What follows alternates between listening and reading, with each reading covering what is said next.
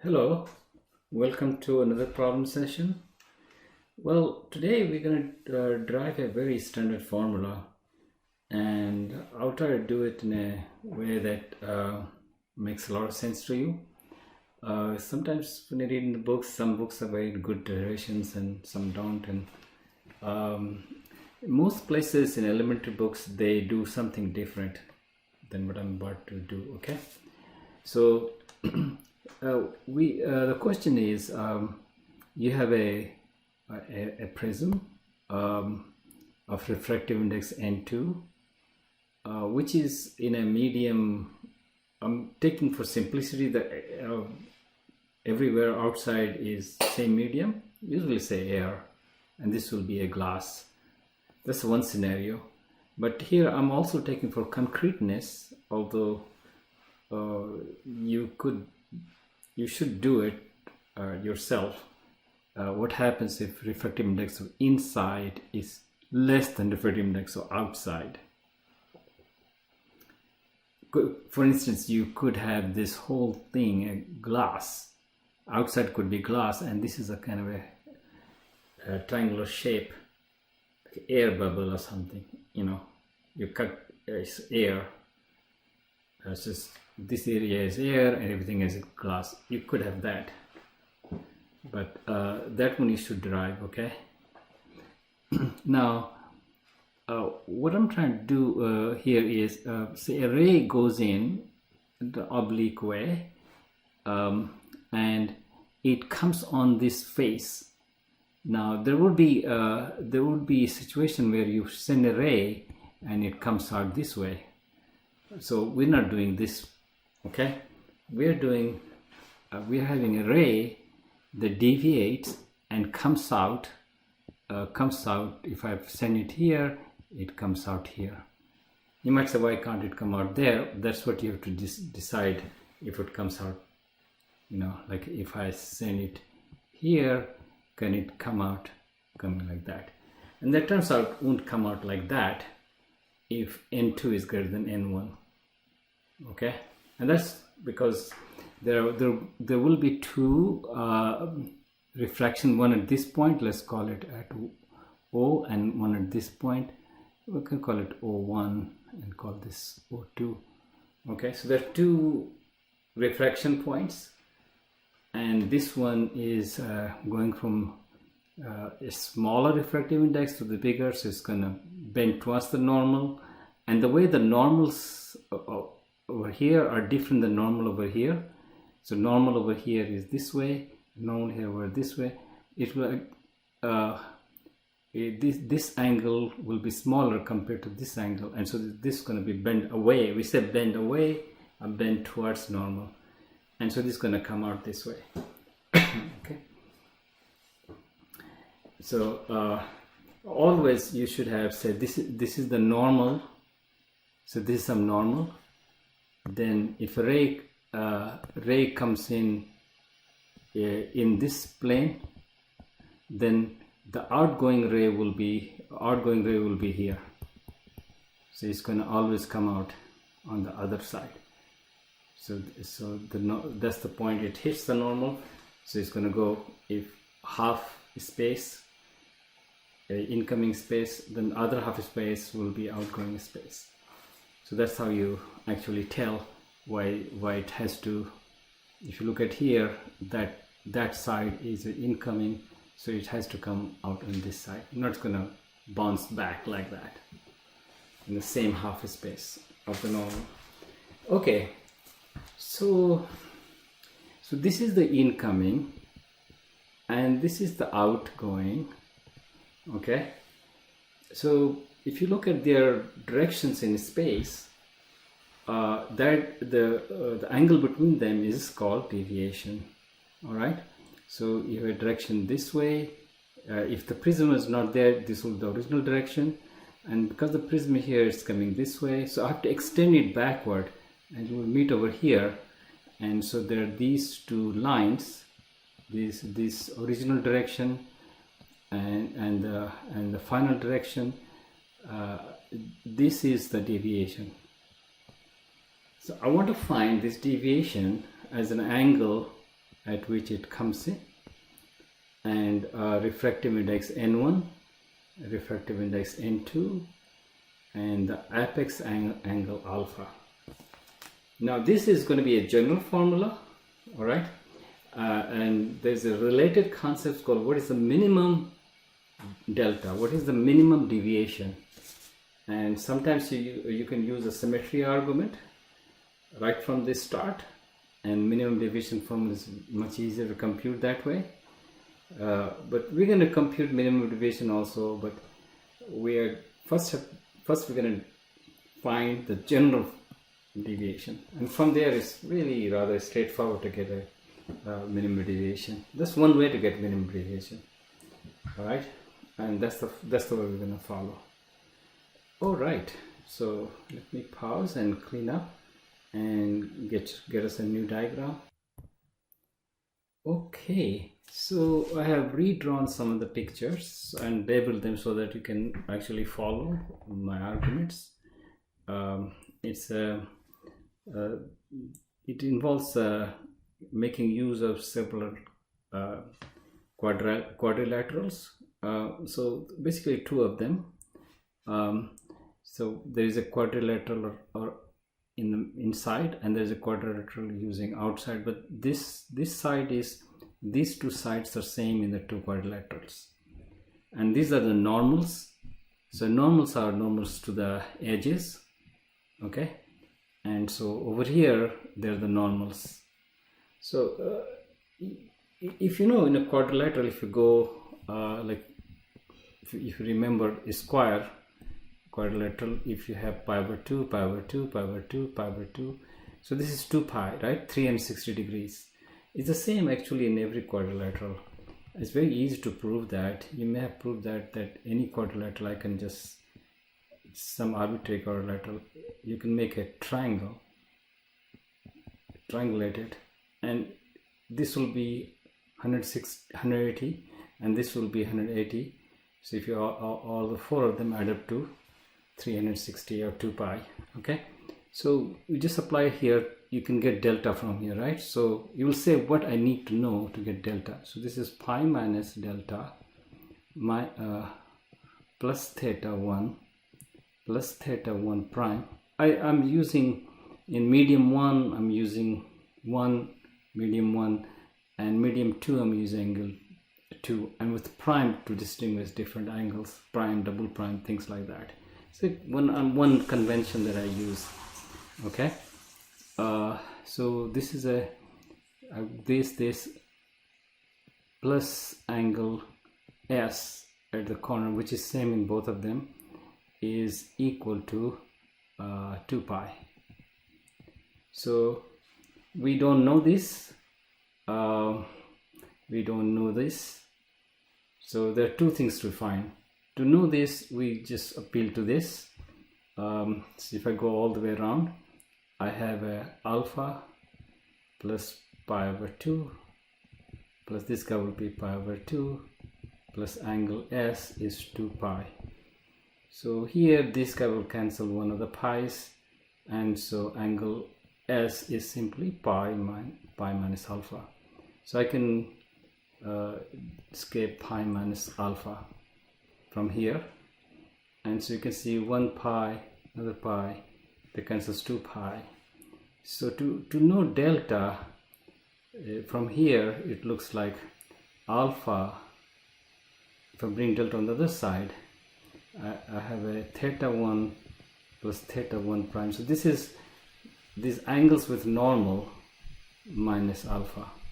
So this is delta, right? But this is, we don't know yet. Well, this one actually we can find out by, to know this, we have to know that. So we have here at O2, so at O2, I'm going to have refraction N1 is outside, sine theta 1 prime. So to know that, I need to have N2 sine theta 2 prime.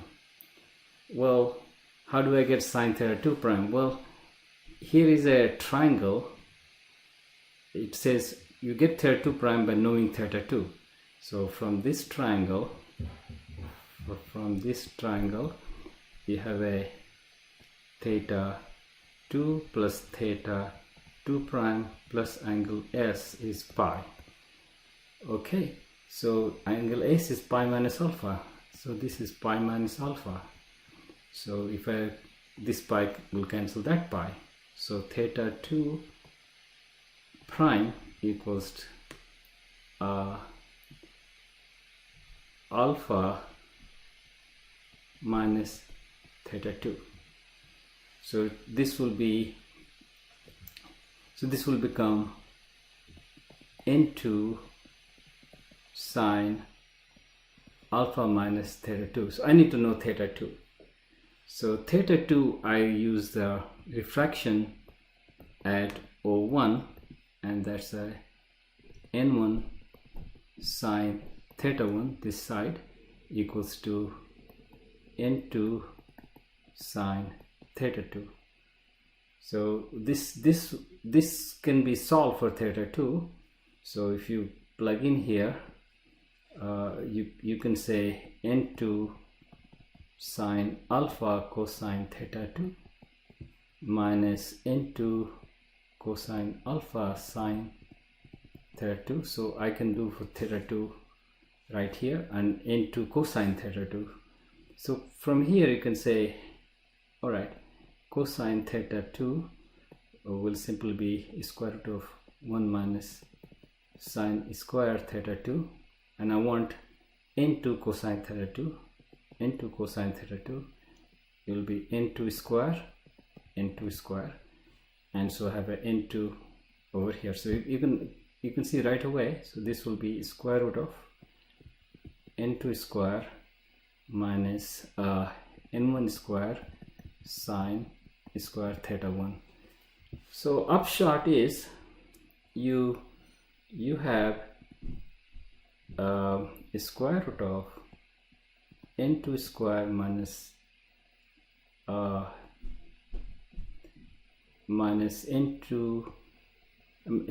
square sine square theta 1 times sine alpha minus n1 sine theta 1 cosine alpha. So we have this expression equal to this thing, and so from here you can get theta 1 prime and plug in here, and that gives you delta. So I'm gonna, on the next slide, I'm going to just write the final answer. Okay, so so here is a summary of what I found earlier. So you have the outgoing transmitter ray is going to be in that direction, and deviation will be, just use this to replace theta 1 prime from here. But this is kind of very complicated formula, and often we don't really encounter this. What we encounter is a situation called minimum deviation. So let's see what the minimum deviation look like. Minimum deviation, right? So in that case, you rotate the prism at this angle is coming till something at some angle you'll have a ray coming out. So that's the minimum deviation. Now because this minimum, if I send a ray in that direction, let's see, if I send a ray in backward direction, this is send a ray backward direction, so it should come out like this. So in this case, you can see that theta 1, this used to be, original was theta 1 and theta 1 prime. So now when I send it back, let's use the color code. So this original was theta 1 prime and theta 1. Now in the let's see,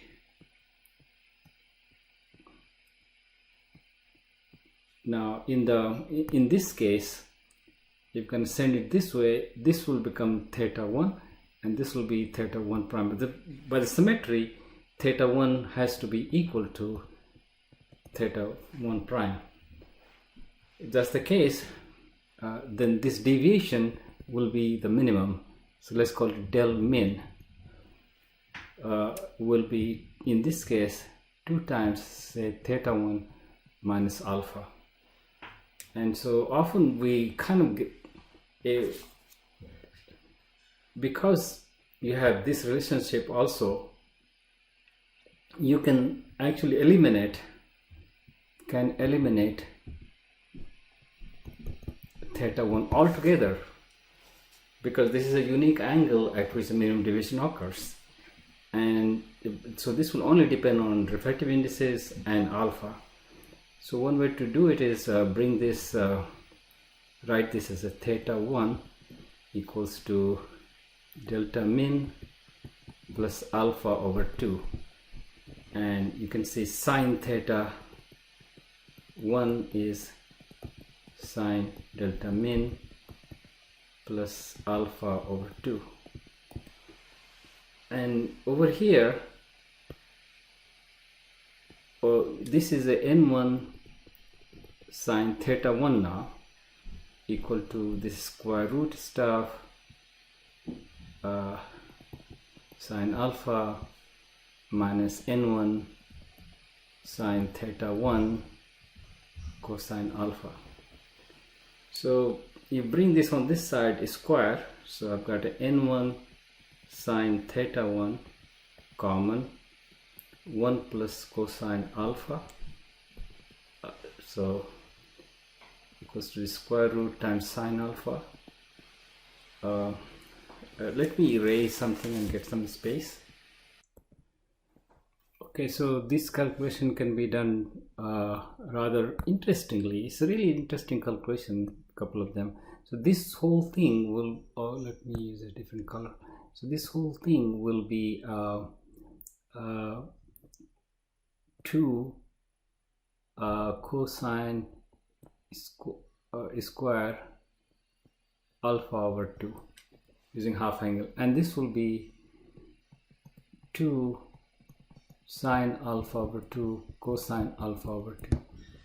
So now we're going to do square everything. You can see that this 2 will just go away, and you have a cosine square alpha 2 come from here. One of this will go away, so it's going to be n1 square sine square theta 1 cosine square alpha over 2, this side, and the other side is the whole thing opens up, n2 square minus n1 square sine square theta 1 and sine square alpha over 2. Now this part you can bring on this side, so it's going to be n1 square sine square theta 1 cosine square plus sine square alpha 2. So this is going to be cosine square alpha over 2 plus sine square alpha over 2, and the other side what remains is n2 square sine square or alpha over 2, and so this becomes 1. So already you can see that sine square theta 1, so in here you can already see that if I can do sine square theta 1 is n2 square over n1 square sine square alpha over 2.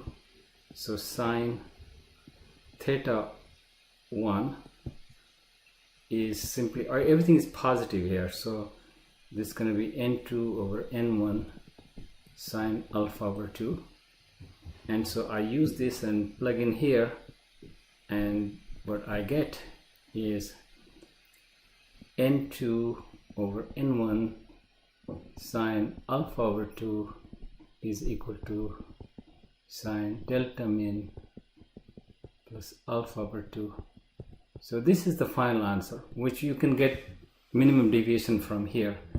So if you were interested in minimum deviation, you would just take arc sine on both sides, n2 over n1 sine alpha over 2, and then you're going to multiply by 2 and subtract alpha. This is going to be delta minimum.